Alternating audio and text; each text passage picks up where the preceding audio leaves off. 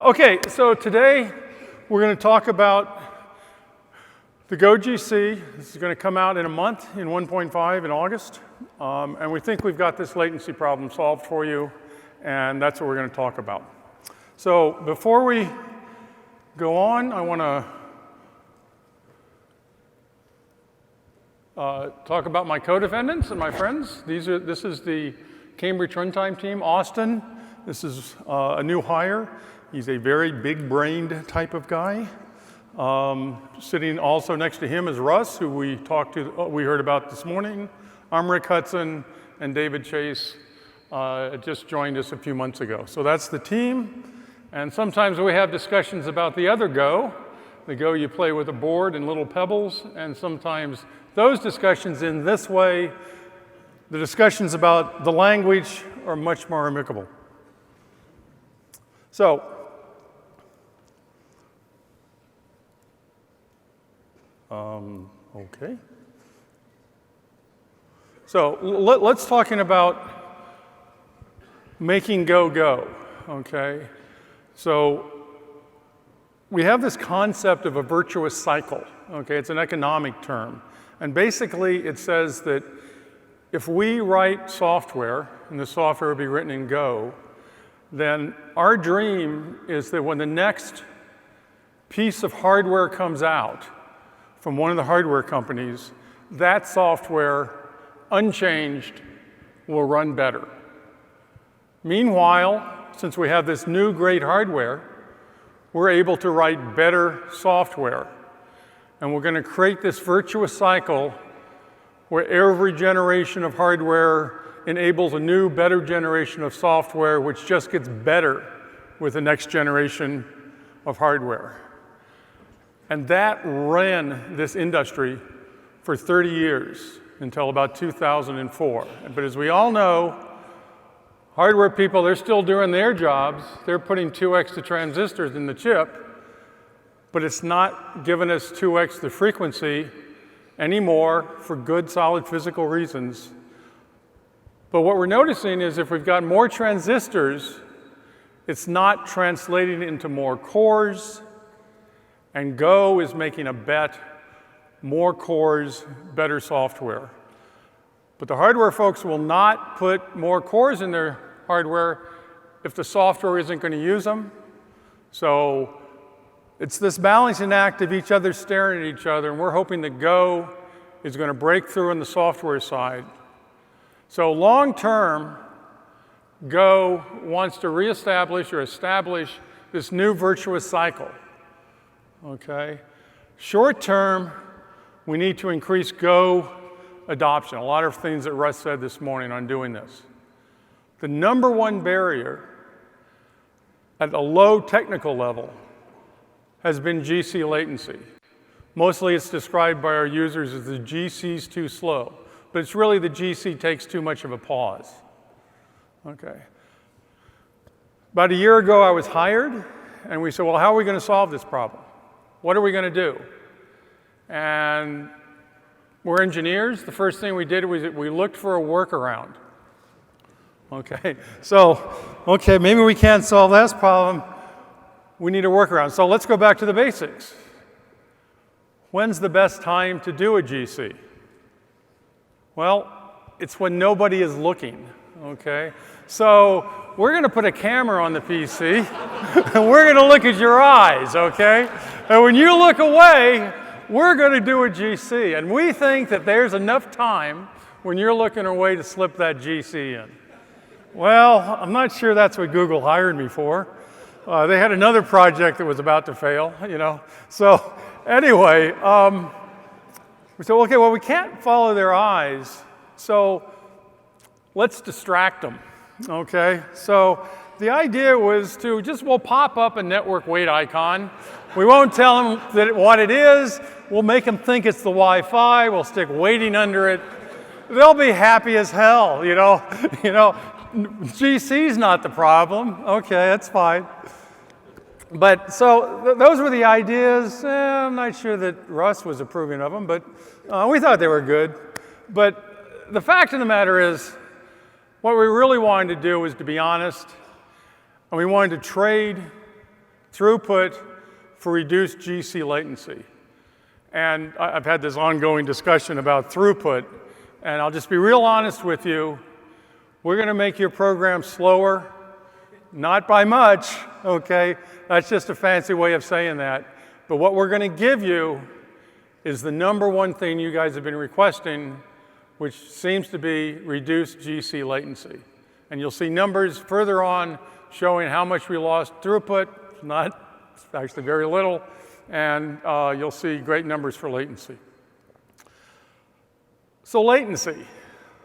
Let's talk a little bit about the other half of this stuff, and that's latency. What is latency? And if you don't know what time is, it doesn't make sense. So what's a nanosecond? Grace Hopper, the great computer scientist, when I was an undergraduate, came and gave a talk at my college. And she gave me an 11.8-inch piece of wire. And she said, that's a nanosecond. Electricity, that's the maximum speed that electricity can travel. That is the same speed as light in a vacuum in space, 11.8 inches. And then here's a picture of her holding up a microsecond, 984 feet. That's how far light or electricity will travel 1 mile. No, for 1 mile.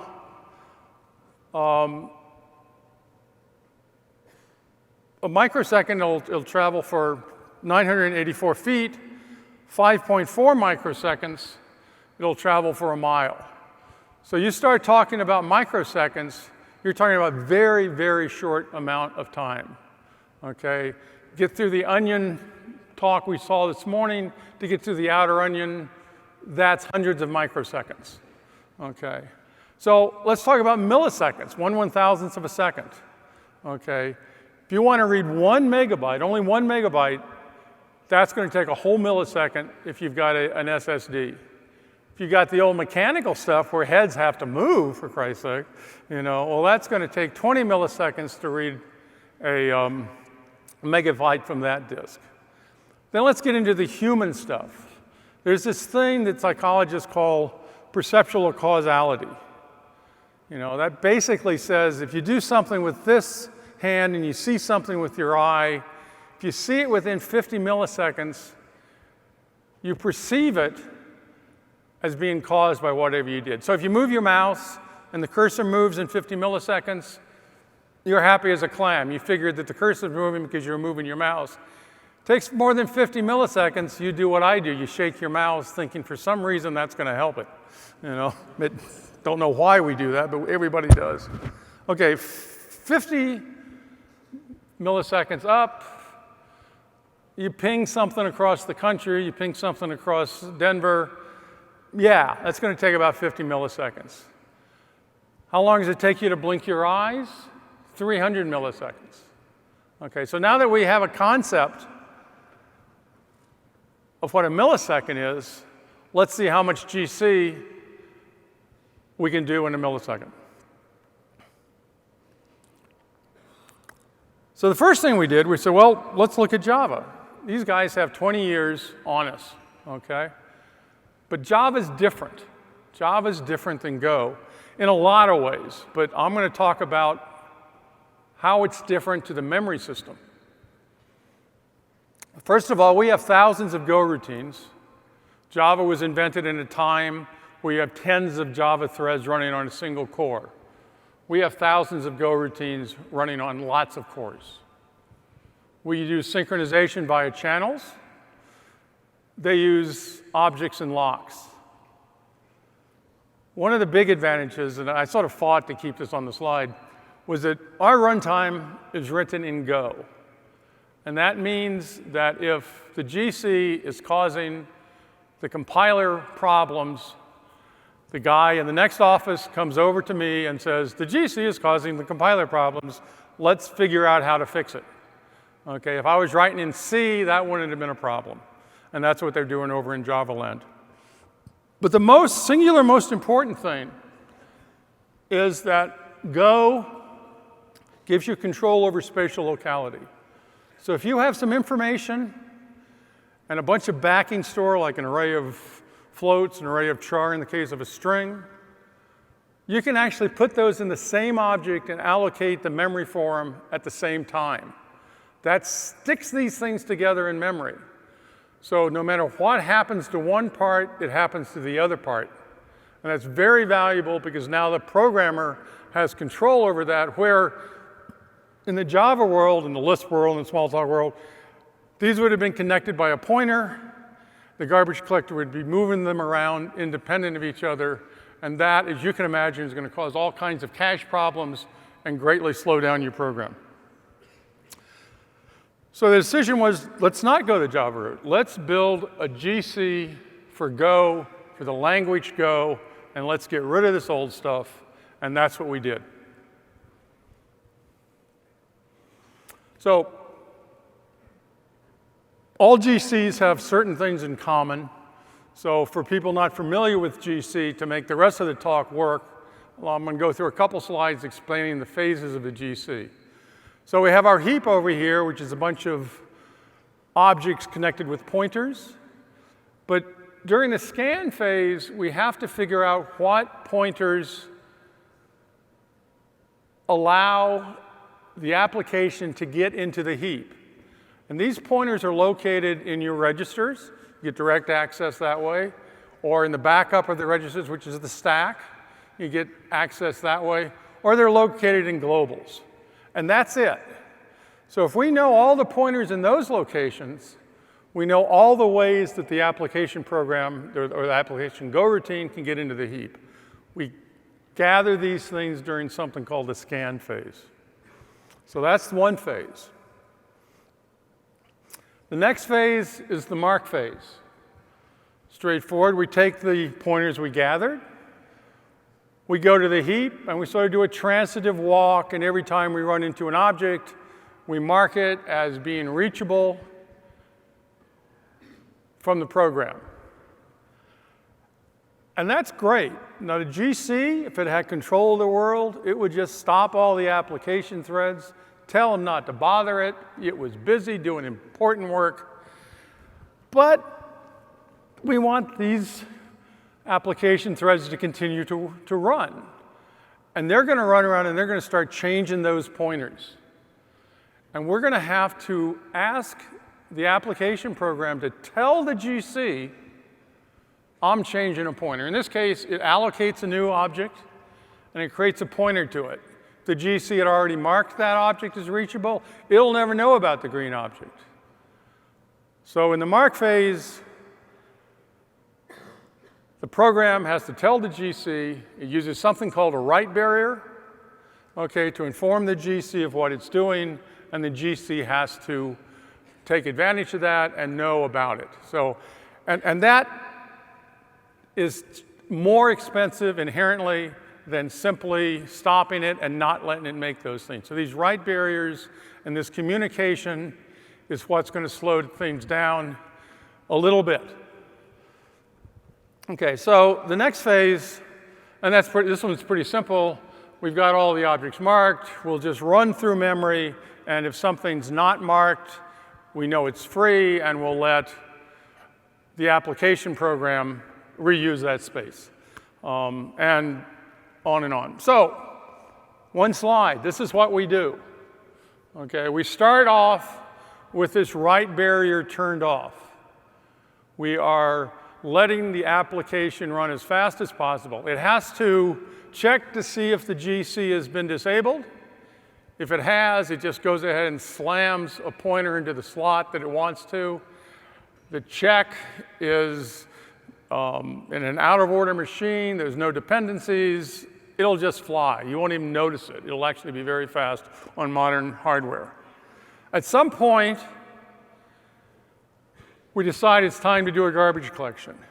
So at this point, we say, okay, before we scan these stacks, we're going to have to stop the world, stop all of these threads, or Go routines, excuse me, and get ready to do the garbage collection. So there's a brief stop the world there, and we're talking sub-millisecond stop the world there. That's the little one. Okay, so you're going to lose a millisecond. Okay, then we scan the stack, just like I said, and that we can do while the go routines are running. Okay, during that stop the world, we turn the write barrier on. So from now on, the application program is going to tell the garbage collector what it's doing. We then go through the mark phase. We mark everything concurrently. Again, the write barrier is telling the GC what's going on. When that's done, we want to finish. The mark has done as much work as it can, or it's profitable. It's marked almost everything. It wants to coordinate one last time with the application programmers. So to do that, we actually do another stop the world. Okay, we finish things up. We do some bookkeeping. We take care of finalizers, which is really a pain, but we take care of that and some other things. And when that's done, we turn the write barrier off. We don't need it anymore. We go into the sweep phase, and we restart all of the application threads. And when that sweep's done, rinse and repeat. We're good to go. Okay, so that basically is the algorithm. We have correctness proofs in the literature. You can come get them from me if you need them. And that's cool. So let's look a little bit deeper into what's going on. I think you all understand this. Application's running along, it stops, and then all of the CPUs are used during the GC. Application gets no time. GC finishes a little later. This is what 1.4 did, 1.3, 1.2. Okay, on back. But in the new world, in 1.5, it's going to be different. Okay, we still have these big gaps where the application program runs, no write barriers turned on. Okay, but then when we do a write barrier, we have that brief stop the world. That's your left goalpost there. Okay, typically a millisecond or less. And then we go into the actual garbage collect. So we give the GC 25% of the CPUs. Okay, and that's the lower blue bars here. And that's the GC working as hard as it can. Now, the evil application program can allocate a lot. And to keep that in control, we actually ask it upon allocation to assist the GC. So if you're not allocating, you're not going to be asked to assist the GC. And this is how we make sure that we finish the GC without having to increase the size of the heap. We just simply slow down the mutators that are allocating, i.e. using the resource we're trying to take care of. So that's the algorithm. This is how it works. Let's get on to the slide of the show. This is the punchline. So what we have in the blue and the red is 1.4 and 1.5 latencies. These are seconds on the right-hand side. Those are gigabytes on the bottom. And as you can see, at 1.5, which are the yellow or orange, I guess, brown dots, they're right down there on the axis. Okay, so this is the slide that nobody thought that we could put up there.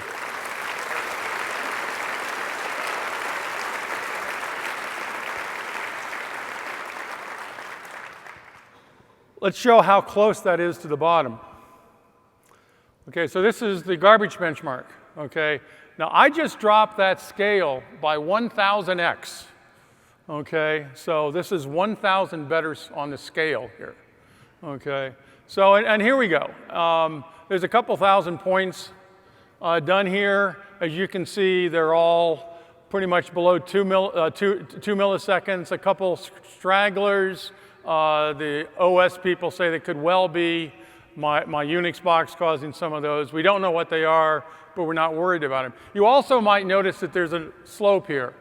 Okay, this is the value of having visualization. Okay, now we know what's causing that slope. We know how to fix it. It will be fixed for 1.6. But as Russ said this morning, everybody has to play by the rules. We didn't figure it out until the 1.5 close date, and Austin and I weren't even going to bother to ask Russ because we knew what the answer would be. Okay, so that'll be fixed. So what's the cost and what can we do about it? Okay, so here's the cost. These are various numbers. Splay is a benchmark we re-implemented from the JavaScript Octane suite because we didn't want to cheat.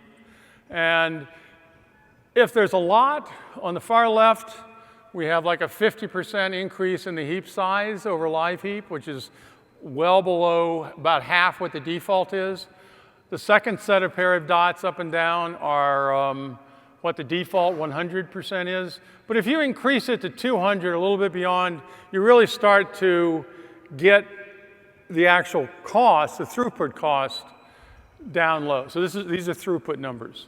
Sometimes you do even better. For example, in JSON, it's even more dramatic, the drop off, but then you start seeing we're starting to get faster if you give us more heap. For single-threaded programs, it's great, because we don't stop a single-threaded program. We just let it keep on running. Want to keep the compiler guys happy? Tell them their compiler doesn't have to stop for a GC. It works wonders in the office. Okay. So that's the story, okay? And this is what we're going to have for 1.5. So this is a victory lap for us. You know, it's a big deal. And we have to get this out to people, and we have to start telling them that GC is not a barrier anymore. They can use Go. And we need to attract C programmers, because we've got a better place for them now. And the reason they've always been using the GC was in their way is no longer true. Okay. In 1.6, we're going to be tuning for a sweet spot. But we don't know where that sweet spot is. We want it to be more predictable. We want things to be higher throughput. We want even lower latency. We know how to get the lower latency now. But that 1.6 work is going to be use case driven, and it's going to be the use cases of people in this room. So you need to talk to me. Okay. And I'm talking to some of you already. It's pretty exciting, but that will decide what we do in 1.6. And once we've done that and get this word out, we're going to increase Go adoption. And once Go demonstrates to the hardware people that it's a viable way forward, okay, and they're all on board with this virtuous cycle because they win just as much as we do, we're going to establish a virtuous cycle, and we're going to use Go to do it. And that's it for the talk, and I'll take your questions.